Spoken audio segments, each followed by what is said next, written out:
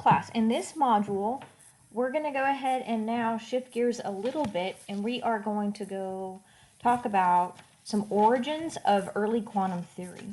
Now, there are some experiments when the physicists, this actually comes from classical physics.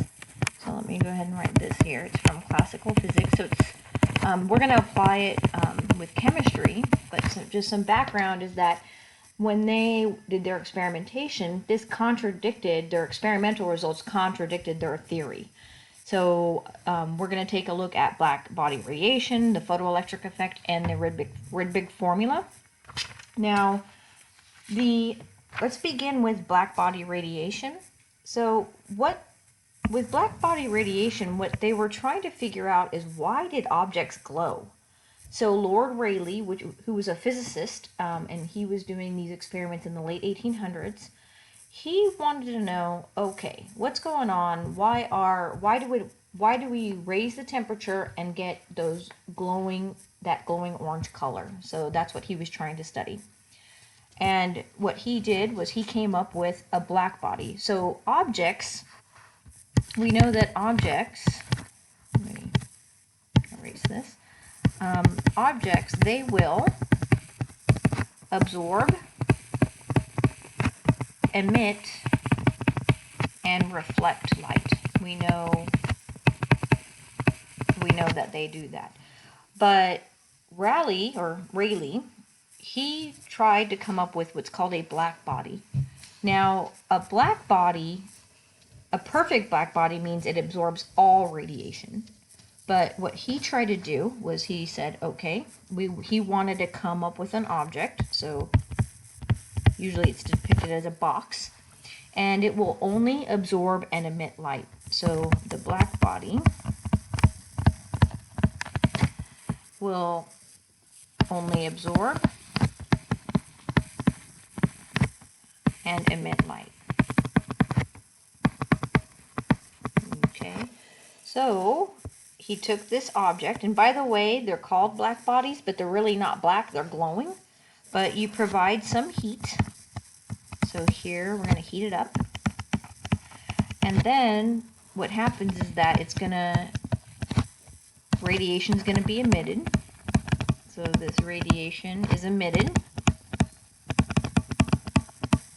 at all kinds of frequencies. At all kinds of frequencies.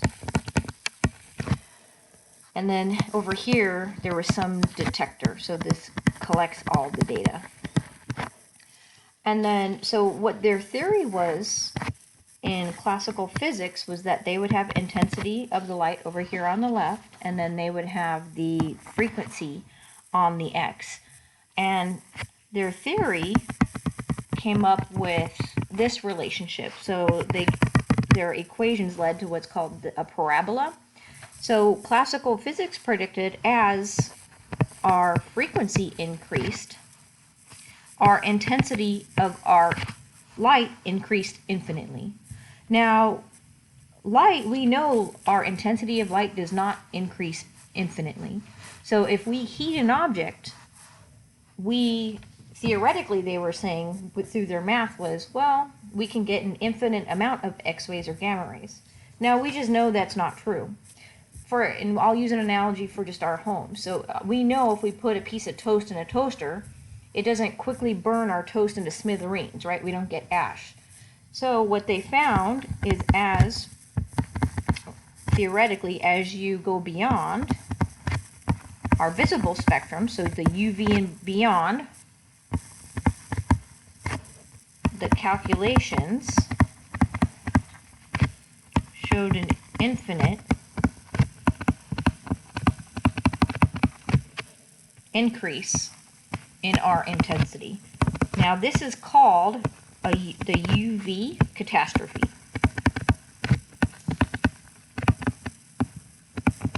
So what happened was another physicist named Max Planck came along. So in the 1900s,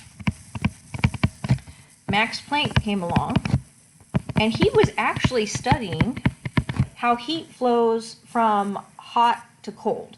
So inadvertently, he actually solved this problem. And what he did was he thought, okay, he did a set of calculations, and from those calculations, he thought, well, maybe energy levels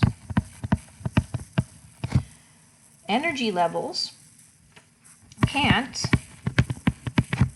be any possible levels like in classical mechanics.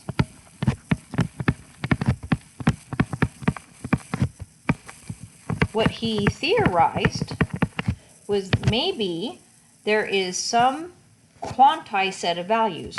So maybe there are actually some quantized set of values which it's allowed to have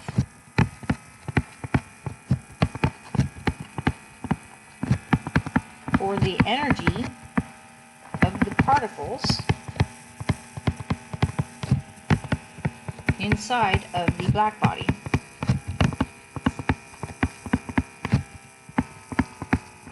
Okay, so he did some calculations, and when he did this, when he changed his equations, I'm going to show you this graph. So before, we'll draw it this way. Before we had the intensity over here, and then our frequency here. And what happened was before, you guys saw that it would approach, as you increase the frequency, it would go infinitely up. So again, this was what they did with their classical theory. But when he applied the new calculations, he saw that at T1, the curve reached a peak and started to descend back down. And then he had another curve for the second one. They should be overlapping more, but it's hard to draw on this. And then the third one, and T3. So he saw that the radiation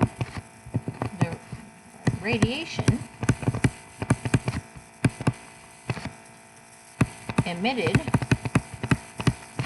at finite values. Okay, that intensity was not infinite at greater frequencies. So this matched with experimentation. So now this matched with the experiments that were being performed. And this is when he used, so I talked about the calculations that he was doing. We're not going to go over those calculations. You can look them up online. But when they're not even in our book, but when he used H equals 6.626 times 10 to the negative 34. Okay, we're going to get different equations from this. But his equations finally matched his experimental data when he used this value. Now, this is called Planck's constant. Okay, this is called Planck's constant. And what's important about this is it was assumed that the energy of the particles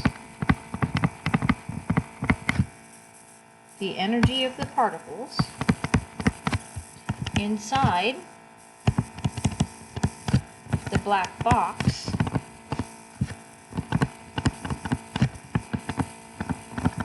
is what's called quantized. So that's a new word for us. Now, them being quantized means that they are going to have a specific set of values. This is a weird concept for us. It's like, imagine if we had our faucet, we turn it on, and we could only pour a full glass of water at all times. So quantized means, again, that you're going to have specific values, specific energies. Now, Einstein later came along and pieced this together and came up with this formula. E equals n, Planck's constant, times the frequency. So we know E is energy. So what the n is, it just is an integer. Okay, so like numbers 1, 2, and 3. Again, H is Planck's constant.